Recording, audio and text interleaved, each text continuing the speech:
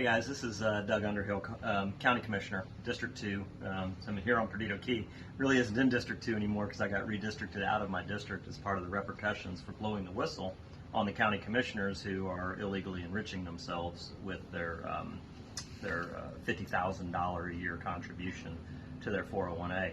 I actually looked at my 401K from my civilian job and saw how slowly it was growing, and that's more like your life, you know. These commissioners, they get 50 grand a year put in their retirement check for a part-time job. And somehow the guy who blows the whistle on that is considered the bad guy here in Escambia County. Well, we've often said that you can't have Escambia without a scam in the middle. And why is that happening? Why is there always a scam in the middle? And the reason is because the people who put the commissioners in office, and believe it or not, it's not you the voter, it's the donors, right? Put these commissioners in office, they control everything. One guy who was really had an astute view of Escambia County said the great shame of Escambia County is that the 5 men who run the county are not the 5 men who sit on the dais, and that's very true. So I want to talk to you about this. You know, of course, I made the powers that be angry because I voted against David Baer and Louis Baer for the various handouts that they received. And it's been interesting watching the Baer family just absolutely lose their minds because they can't control a single politician. They're so accustomed to controlling everything that by having one guy that you can't control, you know, it's been lawsuit after lawsuit, ethics charge after ethics charge, all of these things designed to shut me up. That is never going to happen. So I wanted to bring this one to your attention. It's kind of funny. You know, most people know that my house got damaged in Hurricane Sally. Long, arduous battle with the insurance company, and even when we did finally get that done, you know, there wasn't enough money to be able to do a full repair on the house. So we've sold the property out on Perdido Key. So you know, think about that. Even though I had the power of an elected official, I'd be able to go and get favors and whatnot. I've always refused to do that, and so I lived the experience that you live as a citizen. You know, being kind of held over a barrel by the insurance companies and those kind of things. Never once taking the benefits and privileges of office, if you will, to get something that you, a citizen, can't have. So we know that the house has been damaged for a while. Of course, we've been living here ever since since Hurricane Sally. But David Baer writes a letter to, and this is a really interesting story because this is how they weaponize your government against you. They turn it into a weapon for politics. And so David Baer writes this letter to the building official, and it says, please accept this request for the inspection of the condition of the residence at 14306 River Road. Upon information and belief, it's funny, he tries to talk like he sounds like that's how the lawyers write, so it makes him sound smart. Not a very smart man. I'm concerned the residence has been in an unsafe condition since Hurricane Sally on September 16th. Does anybody really believe that David Baer is even remotely concerned about the safety of my house? You know, because he certainly hasn't been worried about it for 2 years.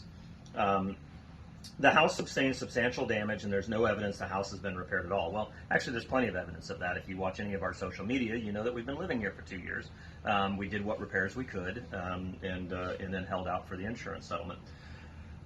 So obviously, I mean, but you know, when you're David Baer, you don't have to tell the truth because nobody's ever going to call you a liar to your face. But I certainly will, you know, regardless of the cost. So, you know, he's like expecting the government to trespass on my property and inspect the house. Think about what that means. I mean, does the government really have the ability to just come on your property and just go sniffing around looking for anything? Is that the government that you want to believe in? Certainly isn't the government I put on a uniform to defend, right? So, you know, again, not at all concerned about safety, but that's his premise, right? And then, you know, to the county's credit, the staff did a great job of responding back and explaining to him, you know, that the substantial determination or damage determination actually has nothing to do with an unsafe determination. So, you know, they walked him back on it and basically told him, you know, no, you can't have your illegal inspection. Interestingly enough, they called the new owners, the staff called the new owners, and he said, stay the hell off my property. So, which is the right answer, right? Government should not have unfettered access to personal property, you know, particularly when it's so clear that it's just a political activist trying to make political hay out of something. So then David comes back, though, not to be deterred, right? The government basically said, no, David, you can't have what you want. I know you're accustomed to always getting what you want, but this is wrong.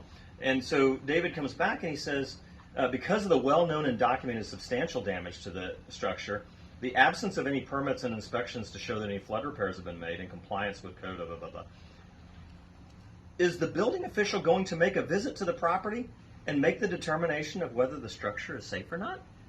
He just got explained in no uncertain terms what the law is, but it's David Baer, so he wants what he wants and he doesn't care what anybody else thinks.